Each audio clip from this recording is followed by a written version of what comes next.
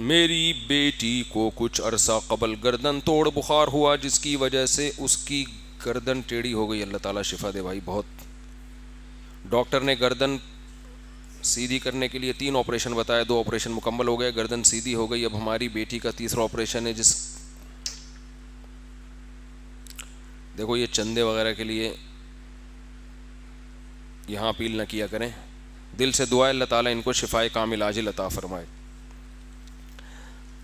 Auction یعنی دیکھو یہ جو لوگ مجھ سے آ جاتے ہیں نا ایک دم کہ میرے یہ حالات ہیں, میرے یہ حالات ہیں, ہو سکتا ہے واقعی بیچارے مستحق ہوں, لیکن میرے پاس ایسا کوئی معیار نہیں ہے. کیونکہ میں نے اگر اس طرح شروع کر دیا نا, جو لوگ گھر پہ آ رہے ہیں, مسجد میں آ رہے ہیں, تو پھر تو ایک لائن لگے گی. ایک دفعہ ایک خاتون کو دیکھا میں نے, بیچاری بہت مسکین اور بہت ہی, تو وہ گھر پہ آ گئی, مجھے لگا کچھ مسکین ہے, اس نے کوئی 50 روپے مانگے تھے, میں نے اس کو 5000 دے دیے. میں نے کہا یار اگر غریب ہے تو 50 میں کیا ہوگا, وہ مسئلہ ہی بن گیا میرے لیے. وہ 4 خاتون کو اور لے آئی, پھر ایسے دھرنے دیے اس نے کہ ہٹنے کا نام نہیں لے رہی گھر کے. تو وہ یہ چیز انسان کنٹرول نہیں کر سکتا. تو میں غریبوں کے ساتھ تعاون کرتا ہوں, لیکن جو مجھ سے مانگتا ہے اس کے ساتھ نہیں کرتا. میں ایک اصول بنایا ہے, میں خود ہی ٹریس کرتا رہتا ہوں. مجھے مستحق نظر آئے تو خود آفر کرتا ہوں میں اس کو.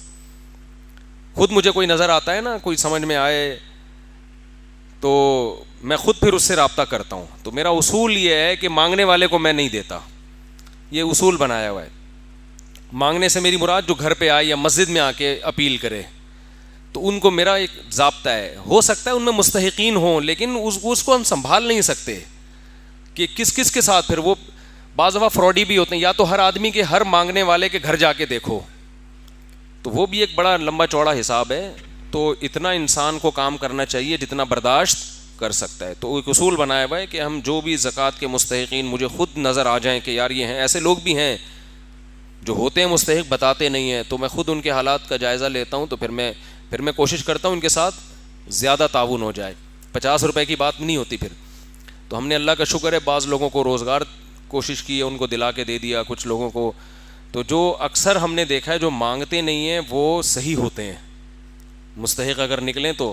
اچھا بعض دفعہ یہ بھی ہوا کہ مانگتا نہیں تھا, لیکن میں نے تحقیق کی, پتہ چلا کہ یہ مستحق ہے, میں نے دیا. تو 2-4 دفعہ جب دیا تو لگا کہ اب معاملہ کیا ہو رہا ہے, اب ان کو عادت پڑ گئی ہے. تو میں نے روک لیا ہاتھ وہاں سے. میں نے کہا اب نہیں ملے گا بھائی. تو عادتیں تھوڑی لوگوں کی خراب کرنی ہے. تو اس لیے یہاں پر چندے کی اپیل مجھ سے کسی ذاتی اس کے لیے نہ کیا کریں. دیکھو ایک بات خوب یاد رکھو, بھکاری جو ہے نا, بھکاری,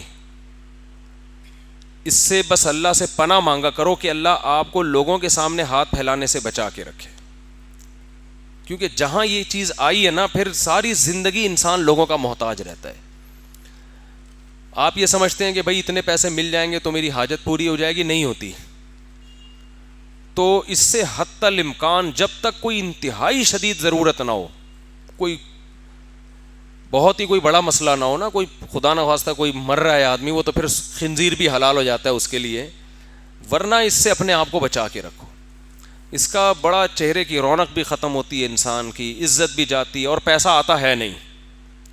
جو پیشہ ور بھکاری ہوتے ہیں نا مستقل, آپ نے کبھی کسی کو دیکھا آپ نے مالدار, یہ زندگی بھر ایسے ہی رہتے ہیں, حالانکہ یہ اتنا کماتے ہیں کہ آپ کی سوچ ہوگی لیکن شکل ان کی بھکاریوں والی رہتی ہے. تو اگر کسی نے جزوی ضرورت, جیسے ان بھائی نے جو ابھی پرچی لکھ کے دی, وہ تو ایک وقتی بیماری کے لیے نا, جزوی ضرورت تھی, وہ تو ظاہر ہو سکتی ہے کسی کو. تو بھکاری کا مطلب یہ نہیں ہوتا کوئی کسی وقت کسی سے کچھ پیسے مانگ لے. تو بھکاری کا مطلب ہوتا ہے جو مانگتے رہتے ہیں. تو ان بھائی کو میں نہیں کہہ رہا, ان کی تو وقتی ضرورت ہوگی, بیماری کا انہوں نے تذکرہ کیا. سوال ہے جب ان کی ضرورت ہوگی تو میں تعاون کیوں نہیں کر رہا. تو میں نے ایک اصول بنایا ہوا ہے,